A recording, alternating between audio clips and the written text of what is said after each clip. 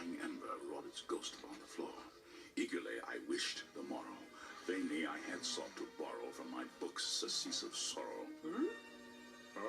Sorrow for the lost Lenore. Oh, Lenore. For the rare and radiant maiden whom the angels name Lenore, nameless here forevermore. And the silken, sad, uncertain rustling of each purple curtain thrilled me, filled me with fantastic terrors never felt before. So that now, to still the beating of my heart, I stood repeating, "'Tis a visitor entreating entrance at my chamber door. This it is, and nothing more." Presently my soul grew stronger, hesitating then no longer. "Sir," Said I, or "Madam, truly your forgiveness I implore. But the fact is I was napping, and so gently you came rapping, and so faintly you came tapping at my chamber door that I scarce was sure I heard you." Here I opened wide the door. This better be good. Darkness there, and nothing more. Huh? You know what would have been scarier than nothing? What? Anything! Back into the chamber turning, all my soul within me burning. Soon again I heard a tapping, something louder than before. "Surely, Said I, surely that is something at my window lattice. Let me see then what thereat is, and this mystery explore." open here I flung the shutter, when with many a flirt and flutter, in there stepped a stately raven of the saintly days of yore. Not the least obeisance made he, not a minute stopped or stayed he, but with mien of lord or lady, perched above my chamber door, perched upon a bust of Pallas just above my chamber door, perched and sat, and nothing more. "Though thy crest be short and shaven, thou I said, art sure no craven, ghastly, grim, and ancient raven wandering from the nightly shore. Tell me what thy lordly name is on the night's Plutonian shore." quoth the raven. Eat my shorts. Bart, stop it. He says nevermore, and that's all he'll ever say. Okay.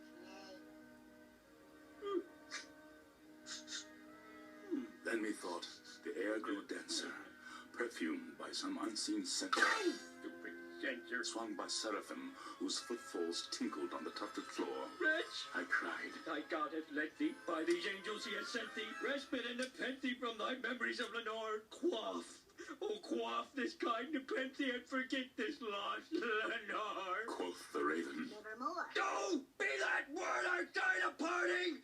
Burn her feet! I shrieked up, starting, Get thee back into the tempest and the nice Plutonian shore! Go! Leave no black plume as a token of the lie thy soul has spoken! Leave my loneliness unbroken! Quit the bust above my door!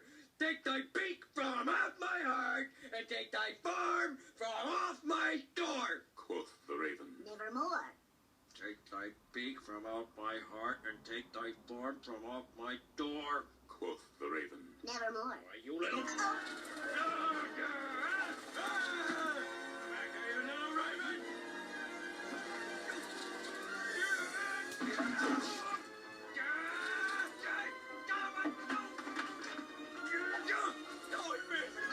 Nevermore.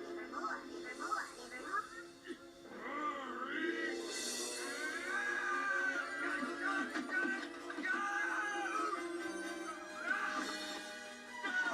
And the raven, ever flitting, still is sitting on the pallid bust of Pallas just above my chamber door, and his eyes have all the seeming of a demon's that is dreaming, and the lamplight o'er him streaming throws his shadow on the floor, and my soul from out that shadow that lies floating on the floor shall be lifted nevermore.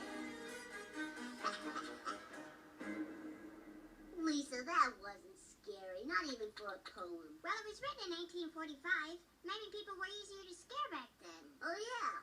Like when you look at Friday the 13th Part 1. It's pretty tame by today's standards. Children!